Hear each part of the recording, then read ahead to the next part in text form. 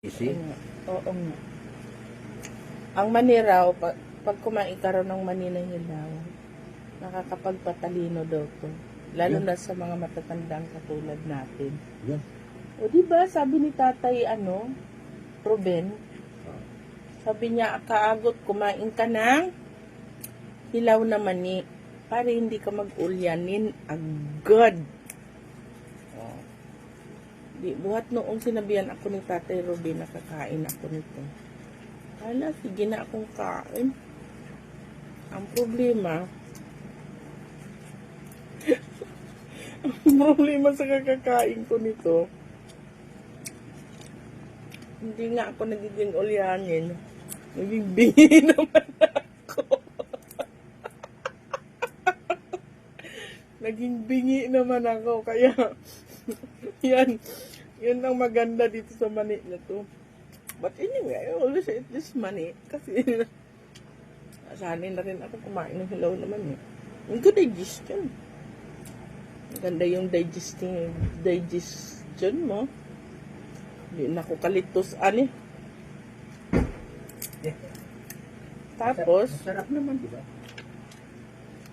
Silaw naman. pagkanda sa isang diabetic na katulad ko. So, it's a raw mani. Raw. It means hilaw na mani. Di ba? Kaya, kung dyan, kain na kayo ng hilaw na mani. Mas masarap kung nakabilad sa araw. Pero ako, kumakain ko na. From palengke, hugas, kain. Tadaan! I always have it. Have this. Mani is like. Mani lang yan. At saka, apple. Piras. Yes. You eat a lot of mani. And brown rice. With gintong sangkot. Brown rice. This is my rice. Brown rice. You eat brown rice. Don't eat white rice if you are a diabetic. Diba, Papa? Yeah. But it's too expensive rice. 530 ang kilo. It's a Vietnam rice. Vietnam rice. It's a Vietnam rice. Pakita ko sa inyo. Kung rice. Kung ano ang Vietnam rice. The Vietnam rice is here. Yeah. It's too expensive. Expensive para sa akin kay expensive sa akin kay unsa ba ni oy. Ay, ipalit na ako ni sa Shopee. Yan. At nung kumain ako niyan, nawalan ako ng ganang kumain. I don't know why. But yes.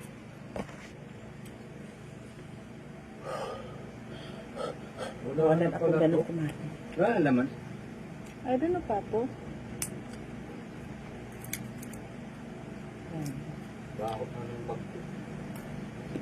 Lalayas na naman ang asawi ko at mamayang gabi na naman kami magkikita. Mahal, anong gusto mong ulam? Ha? Anong gusto mong ulam? Tinola ulit? Tinola ulit? Bibili lang ako ng limpo mamaya. Limpo? Ayaw mo magsinabawan? Ayaw mo magsabaw? Ay, siyempre gusto. Ano na lang? Tinola na lang. No? Tulad ng isang gabi.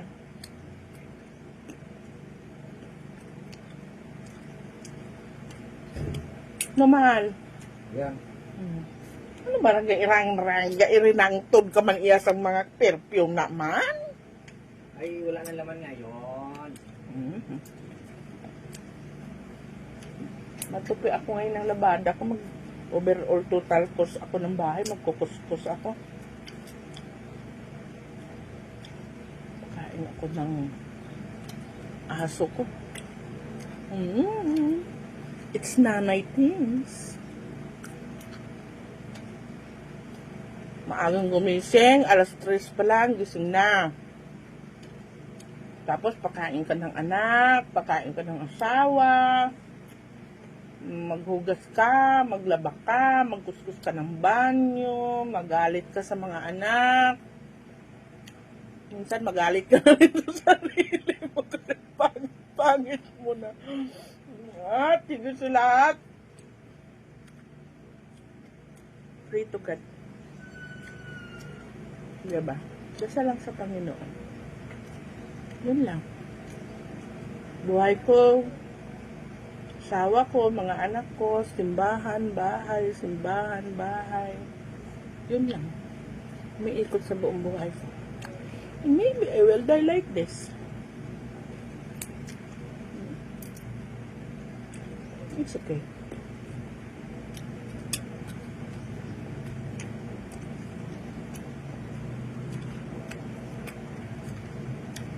Agot Alarcon, signing off.